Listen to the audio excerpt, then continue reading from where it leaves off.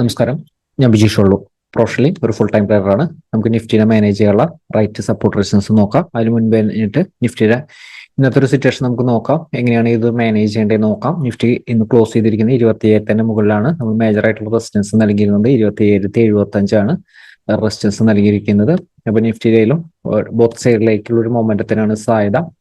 ഇന്നത്തെ ഒരു market situation നമുക്ക് നോക്കിയാൽ വ്യക്തമായിട്ട് ഇന്നത്തെ മാർക്കറ്റിൽ എങ്ങനെയായിരുന്നു മാനേജ് ചെയ്യേണ്ടതെന്ന് കൃത്യമായിട്ട് നമുക്ക് മനസ്സിലാകും. അതിനുശേഷം നമുക്ക് വരും ദിവസത്തെ റൈറ്റ് സപ്പോർട്ട് റെസിസ്റ്റൻസ് നോക്കാം. നിഫ്റ്റിയിൽ ഇന്നത്തെ ഒരു മാർക്കറ്റ് സിറ്റുവേഷൻ നോക്കിയാൽ ഇന്ന് ഓപ്പണിംഗ് തന്നെ നമ്മൾ നൽകിയിരിക്കുന്ന റെസിസ്റ്റൻസ് 24,900 റെസിസ്റ്റൻസ് നൽകിയിരുന്നത്. ഓപ്പൺ ചെയ്ത് തന്നെ റെസിസ്റ്റൻസിന്റെ തൊട്ടു മുകളിലാണ്. മാത്രമല്ല 24,945 എന്ന് പറയുന്ന റെസിസ്റ്റൻസിനെ ഓപ്പണിംഗ് ക്യാൻഡിൽ തന്നെ ബ്രേക്ക് ചെയ്തിട്ടാണ് ഇതിനെ ബ്രേക്ക് ചെയ്തിട്ടാണ് നിലനിർത്തിയിരുന്നത്. അതിനുശേഷം നൽകിയിരിക്കുന്ന റെസിസ്റ്റൻസ് 27,012 ആ 12 മുകളിലേക്കും ഒരു ക്യാൻഡിൽ ക്ലോസ് ചെയ്തു.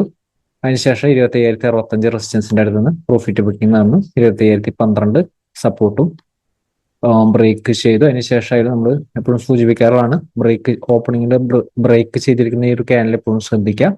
ആ ഒരു ക്യാൻഡിലിന്റെ സപ്പോർട്ട് എടുത്തിട്ടാണ് നിഫ്റ്റി പിന്നീട് ട്രെൻഡ് നിലനിർത്തിയിരുന്നത്. ഇപ്പൊ വരും ദിവസങ്ങളിലായാലും നമുക്ക് നിഫ്റ്റിയുടെ ഈ ഒരു ട്രെൻഡ് നമുക്കത് എങ്ങനെ മാനേജ് ചെയ്യാം, ഏതാണ് റൈറ്റ് ആയിട്ടുള്ള സപ്പോർട്ട് റെസിസ്റ്റൻസ് എന്ന് നമുക്ക് നോക്കാം.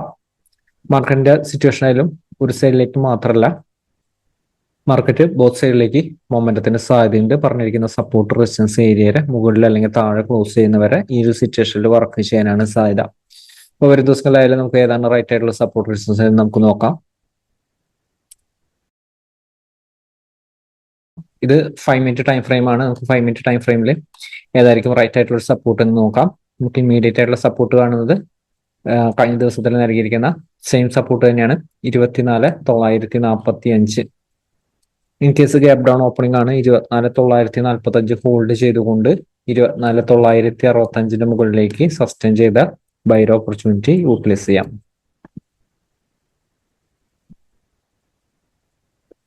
അതുപോലെ തന്നെ ഓപ്പൺ ചെയ്യുന്ന ഗ്യാപ് ഡൗൺ ഓപ്പണിംഗ് ആണ് 24,945 താഴെയാണെങ്കിൽ വീക്ക്നെസ് ആണ്, പ്രോഫിറ്റ് ബുക്കിനാണ് സാധ്യത. പ്രോഫിറ്റ് ബുക്കിന് കൂടുതൽ ഇമ്പോർട്ടൻറ്റ് കൊടുക്കാവുന്നതാണ്. 24,945 താഴെ സപ്പോർട്ട് വരുന്നത് 24,900 പക്ഷെ അതൊരു ഇമ്പോർട്ടന്റ് സപ്പോർട്ട് അല്ല. ഞാൻ ഗ്രീൻ ലൈനിലാണ് മാർക്ക് ചെയ്തിരിക്കുന്നത്. ഈ സപ്പോർട്ട് ഹോൾഡ് ചെയ്യുന്നുണ്ടെങ്കിൽ പ്രോഫിറ്റ് ബുക്കിംഗ് നടത്താവുന്നതാണ്. പക്ഷെ വീണ്ടും റെസിസ്റ്റൻസിന്റെ അടുത്ത് നിന്ന് ഷോർട്ട്സ് ആൻഡ് ഓപ്പർച്യൂണിറ്റിക്ക് കൂടുതൽ ഇമ്പോർട്ടന്റ് നൽകാവുന്നതാണ്. ഇനി അടുത്തൊരു സപ്പോർട്ട് വരുന്നത് 24,850 സപ്പോർട്ടാണ്. അതിനുശേഷം അടുത്തൊരു സപ്പോർട്ട് ലെവൽ വരുന്നത് 24,810. അതിനുശേഷം ലോവർ ലെവലിൽ സപ്പോർട്ട് വരുന്നത് 24,765. ഇപ്പൊ നിഫ്റ്റിയിലെ ലോവർ ലെവൽ സപ്പോർട്ട് റെസിസ്റ്റൻസ് ഇതാണ് വരുന്നത്. ഇൻ കേസ് ഹയർ ലെവലാണ് ചെറിയ ഗ്യാപ്പ് അപ്പ് ഓപ്പണിംഗ് ആണെങ്കിൽ 27,060 റെസിസ്റ്റൻസ് ആയിട്ട് വർക്ക് ചെയ്യും. നിഫ്റ്റി ഓപ്പൺ ചെയ്യുന്നത് 27,060 മുകളിലാണെങ്കിൽ ബൈർ ഓപ്പർച്യൂണിറ്റിക്ക് മാത്രമാണ് ഇമ്പോർട്ടൻറ്റ് നൽകേണ്ടത്. ഇൻ കേസ് ഓപ്പണിംഗ് ക്യാൻഡിലിന്റെ മുകളിലേക്ക് ബ്രേക്ക് ചെയ്ത ബൈക്കാണ് കൂടുതൽ ഇമ്പോർട്ടൻറ്റ് നൽകേണ്ടത്. ഈ ക്യാൻഡിലിന്റെ ഒരു താഴെ നിലനിർത്തിയാൽ മാത്രമാണ് നമ്മൾ ഷോർട്ട്സ് ആൻഡ് ഓപ്പർച്യൂണിറ്റിക്ക് കൂടുതൽ ഇമ്പോർട്ടൻറ്റ് നൽകേണ്ടത്. ഇതിന് മുകളിലായാലും റെസിസ്റ്റൻസ് ഏരിയ 27,110 25,060 മുകളിലേക്ക് നിഫ്റ്റി ക്ലോസിംഗ് ബേസിസിൽ നിലനിർത്തി കഴിഞ്ഞാൽ 25,200 അടുത്തേക്ക് നിഫ്റ്റിക്ക് ഒരു സാധ്യത കാണുന്നുണ്ട്. 25,100 ആണ് ഇമ്മീഡിയറ്റ് ആയിട്ടുള്ള റെസിസ്റ്റൻസ് വരുന്നത്.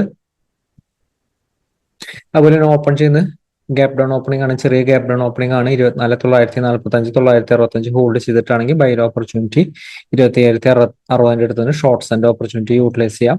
ഓപ്പൺ ചെയ്യുന്ന ഗ്യാപ് ഡൗൺ ഓപ്പണിംഗ് ആണ് 24,900 റെസിസ്റ്റൻസിന്റെ അടുത്തുള്ള ഷോർട്ട്സ് ആൻഡ് ഓപ്പർച്യൂണിറ്റിക്ക് യൂട്ടിലൈസ് ചെയ്യാം.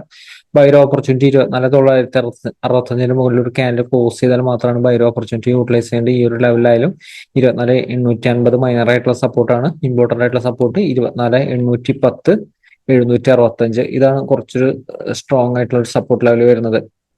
അപ്പൊ നിഫ്റ്റിയിലായാലും വരും ദിവസങ്ങളിലായാലും ഇൻട്രാഡേ ട്രെൻഡ് നിലനിൽക്കാനായിട്ട് ശ്രദ്ധിക്കാം. മാർക്കറ്റിന്റെ ഒരു സെന്റിമെന്റിലായാലും ബോത്ത് സൈഡിലേക്ക് മൂവ്മെന്റ് ഒരു സാധ്യതയുണ്ട്. അതിനനുസരിച്ച് കൃത്യമായിട്ട് മാനേജ് ചെയ്യുക. വരാൻ പോകുന്ന ഒരു ദിവസങ്ങളിലെ ഒരു ക്ലോസിംഗ് അനുസരിച്ച് കൃത്യമായിട്ട് ഒരു ട്രെൻഡ് നമുക്ക് അപ്ഡേറ്റ് ചെയ്യാവുന്നതായിരിക്കും. മാർക്കറ്റിൽ വലിയ അവസരമായിട്ട് നമുക്ക് വരും ദിവസങ്ങൾ അപ്ഡേറ്റിൽ വീണ്ടും കാണാം. Thank you.